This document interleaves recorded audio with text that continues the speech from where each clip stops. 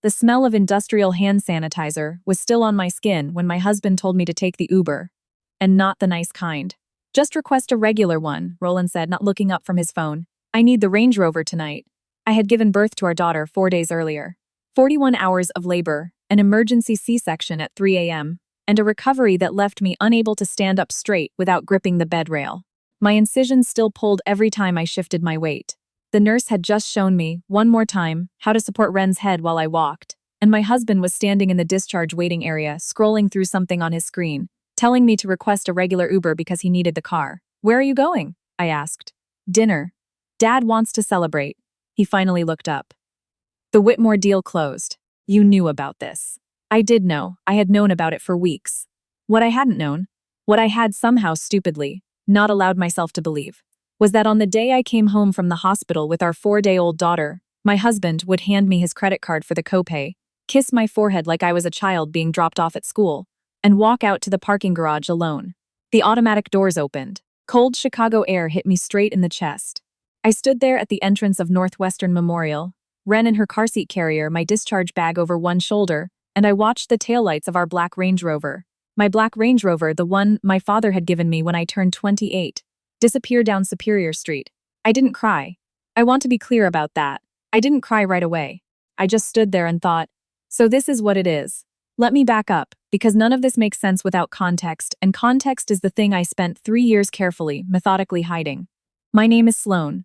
My father is Garrett Ashworth. Yes, that Garrett Ashworth, the one whose name is on 2 buildings in the Loop, and a wing of the Museum of Science and Industry. I grew up in Kenilworth, in a house with a lake view, and a staff of 4 and a mother who wore the same pearl earrings every day because she said ostentation was for people who were insecure about their money. I didn't tell Roland any of that when we met. We met at a graduate school orientation mixer at Northwestern. I was getting my master's in public health. He was starting his MBA. He was loud and confident, and a little bit arrogant in the way that men who've just discovered they're smart often are. I liked him anyway. I liked that he didn't know who I was. I was wearing a blouse from Target, and I'd taken off the watch my father had given me for Christmas and left it in my apartment, and Roland shook my hand and said, "So what's your story?" And I told him I was from downstate. I mentioned a small town near Peoria. He nodded and moved on. It was the first time in my adult life a man had moved on after I told him where I was from. We dated for 8 months before I told him the truth. We were already serious, already talking about the future, about where we wanted to live, about whether we wanted kids. I sat him down in his apartment and I said, "There's something I need to tell you about my family." He took it well, better than I expected. He said it didn't change anything, that he wasn't with me for money, that he was going to make his own anyway. He said all the right things, and for a while I believed him. We got married in a small ceremony, his idea, which I appreciated. We moved into a place in Lincoln Park that I paid for, but put in both our names. He started at a mid-size real estate investment firm. I finished my degree and went to work for a nonprofit focused on maternal health access in under-resourced communities. We were, to all appearances, a normal young couple in Chicago building a life together. The Range Rover was a problem from the beginning, in retrospect. My father gave it to me 2 years into our marriage, when the lease on my old car was up. It was a considerate gift, practical, safe, not flashy for the sake of it. Roland said thank you, and drove it to a client dinner that same week. He liked the car. He liked what it said about him in the parking lot of whatever steakhouse he was entertaining clients at. He just didn't think much about what it said about me, or about where it came from. That was Roland. He had a talent for accepting good things and not examining them too carefully. I called my father from the hospital entrance. He picked up on the second ring, which he always does. My father is a man who has run 3 companies simultaneously, and still answers the phone when I call, every single Sloan. His voice was careful. He'd already heard something in mine, I think. "Hi, Dad. Where are you?" "Still at the hospital. I was just discharged." I looked down at Ren. She was asleep, her face scrunched in that specific newborn way that looks like she's concentrating very hard on a problem only she can see. Roland needed the car. Silence. My father has a particular kind of silence. It's not empty. It's the silence of a man who is choosing his next words with the same precision he uses for everything else. "Where does he need to be?" he finally said. "His family's having a dinner." The Whitmore deal closed. Another silence. Longer. "I'll have Patrick there in 12 minutes, he said. "Don't go outside. Wait just inside the doors." I didn't argue. I sat down on a lobby bench with Ren's carrier on my lap, and I thought about what it meant that my first instinct standing on that sidewalk hadn't been to call Roland back. It had been to call my father. Patrick was there in 11 minutes. He helped me with the bags and held the door and drove us north without asking questions. Because my father had trained him well, and because some things don't require questions. I want to tell you that I confronted Roland that night. That I had the clarity and the energy and the righteous anger to walk in the door and lay it all out. Every bit of it, what he'd done and what it meant, and what was going to happen now. I want to tell you that, but I'd had a baby 4 days ago. My body felt like someone had taken it apart and put it back together slightly wrong. Ren woke up every 90 minutes. The incision hurt every time I laughed or coughed or forgot. For just a moment, not to twist. So I didn't confront him that night. I fed our daughter, and I put her down and I stared at the ceiling and I thought. Roland came home at 11:30, smelling like a steakhouse and the particular kind of confident that red wine gives men who feel they've earned something. He looked in on Ren. He told me the dinner was great. The Whitmore deal was a big one for the firm. His father was proud of him. He didn't ask how we'd gotten home. That was when I understood, completely and without any remaining ambiguity, that it had never occurred to him to wonder. I was sitting in the nursing chair by the window, Ren half asleep in my arms, the city gray and cold outside. "How are you feeling?" he asked. "Physically or emotionally?" "Both." I thought about it. Like I made some decisions I need to unmake. He didn't push. My father never pushes. He waits, and eventually you say the thing you needed to say all along.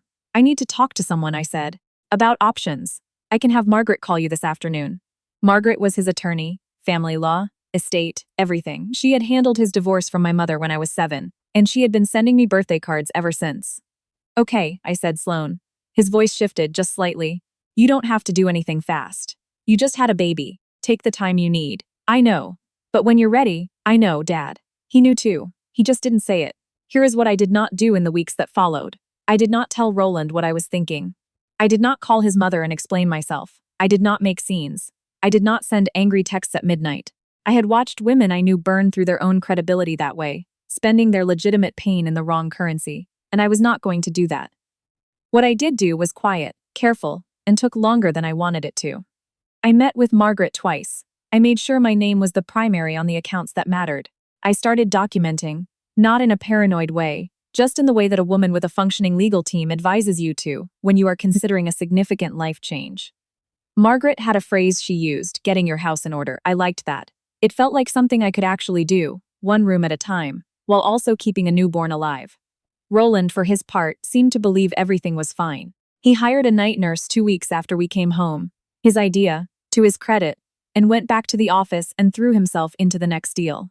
He held Ren at the times that were convenient, and photographed her for his Instagram, and sent the pictures to his parents with captions that made men hate him sound like a man deeply engaged in fatherhood. His mother visited when Ren was 3 weeks old. She is a woman who has very specific opinions about how children should be raised, and does not consider it her job to keep those opinions to herself.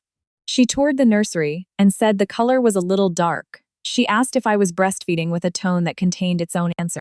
She mentioned twice that Roland's sister had lost the baby weight by 8 weeks and was already back in her pre-pregnancy clothes. I smiled and offered her coffee and thought about my conversation with Margaret. His sister came too the following weekend. She asked with what I think she intended as casual interest whether we'd thought about a bigger something in the suburbs, maybe, now that we had the baby. Somewhere more family-oriented. "We like Lincoln Park," I said. "It's just, with what Roland makes," she stopped. "I mean, it's expensive to raise a child in the city." "We manage," I said. She looked around the apartment with the particular expression of someone doing math they don't say out loud. The apartment was nice. Nicer than what Roland's salaries explained. She'd noticed before, I think, but this was the first time I saw her actually sit with it. "That's a beautiful car, by the way," she said, glancing out the window to the street where Roland had parked the Range Rover when he came home the night before. "Is it new?" "A few years old," I said. "My father gave it to me." Something moved across her face. Not quite recognition, not quite suspicion, something in between.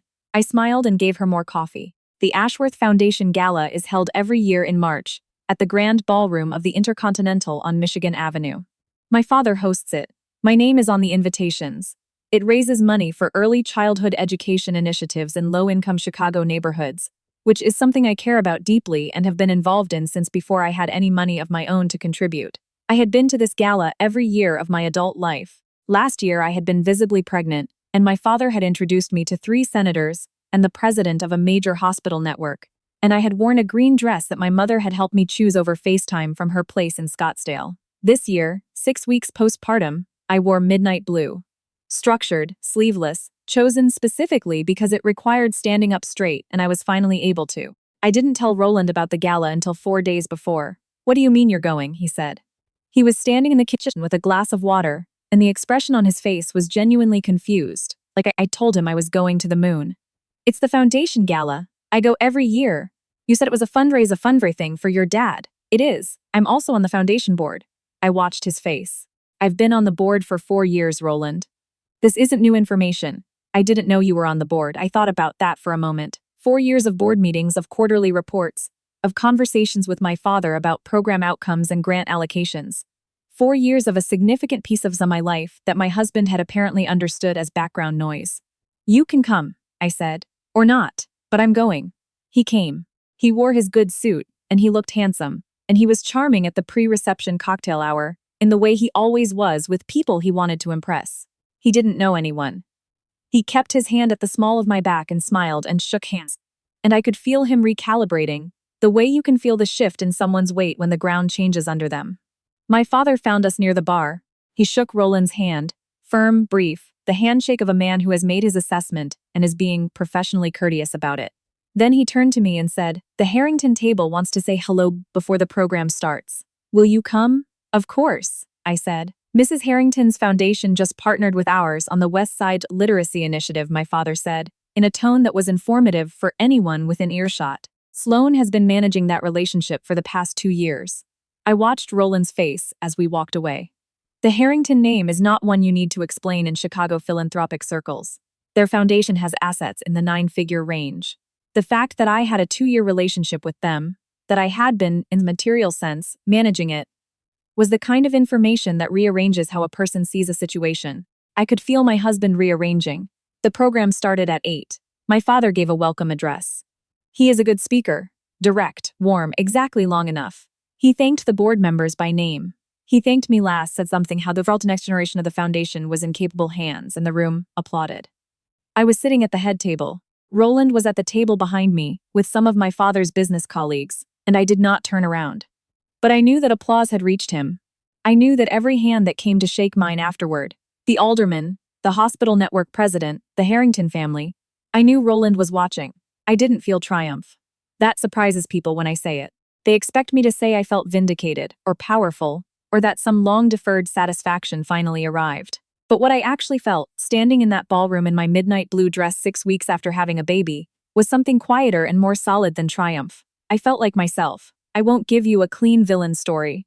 Roland is not a monster. He is a man who took things for granted, including me, and who never examined whether the life we had was built on things he'd actually earned. When I told him, in April, that I had spoken with an attorney and that I wanted to separate, he cried. He said he hadn't understood. He said he loved me, that he loved Ren, that he would do anything. I believe that he believed it. But belief isn't the same as understanding, and understanding isn't the same as change. I had spent 3 years watching him encounter information about who I was, and simply absorb it into the version of our life that was convenient for him. The Range Rover he drove to client dinners. The apartment he brought colleagues to for dinner parties. The gala where he smiled and shook hands and rearranged his face. He wasn't a bad man. He was, in the most important ways, not paying attention. And I was not going to raise my daughter in a home where her mother was not worth paying attention to. Margaret handled the process. It was orderly and unhappy. The way these things are when both people are more exhausted than angry. Roland moved out in May. We negotiated custody. Ren would be with me most of the time, with regular time with him as his schedule allowed. And that last part mattered to me because whatever else was true, she deserved a father who showed up. I have made sure of that. I want to be clear about it. I have not made his relationship with Ren into a consequence of what happened between us. She is not a prize and she is not a punishment. She is a person, and she deserves both of her parents functioning at their best. He is better with her, actually, than I expected him to be. He sends me photos from their weekend mornings with a kind of tenderness in them that I'm not sure he knew he had before she was born. We are not friends, not yet, maybe not ever, but we are not enemies either. My father came to the apartment on a Tuesday in June, when Ren was 4 months old. He sat in the kitchen and held her for a long time without saying anything the way he does. He is not a talkative man with infants, but he is a present one, which matters more. Then he said, "Are you okay?" I'm better than okay, I said. I'm good. The job, I had moved into a new role at the foundation that spring. Director of Program Strategy. A real position, not a board seat. Something I had earned through the work, not inherited through the name. I told him that, actually. I said, I want to keep earning it. He looked at me with an expression I recognized from childhood. From the particular moments when I had said something that landed exactly right with him. You always have, he said. Ren made a sound. Not quite a laugh, not quite not one. The specific noise of a 4-month-old encountering something interesting too. And he looked down at her and something shifted in his face that I don't have words for. It was enough. It was more than enough. The night I came home from the hospital, standing at the entrance of Northwestern Memorial with a 4-day-old baby in a discharge bag and taillights disappearing down Superior Street, I thought, so this is what it is. I know now that what I meant was, this is what he is. But what I didn't know yet, what I couldn't have known, exhausted and in pain and holding my daughter for the 4th day of her life, was what I was. I know that now. Ren is 8 months old. She has opinions about everything. Which toys are interesting, which foods are acceptable, which people are worth her smile and which need to earn it first. She got that last one from my mother, I think. Or maybe from me. I went back to the foundation gala planning committee in September. I am working on a partnership that, if it goes through, will expand the literacy program to 6 additional neighborhoods on the south side. I drive the Range Rover. I wear the watch my father gave me. I answer my phone when it matters and I let it go to voicemail when it doesn't, and I have gotten very good at knowing the difference. I did not become this person because of what Roland did. I want to be careful about that too.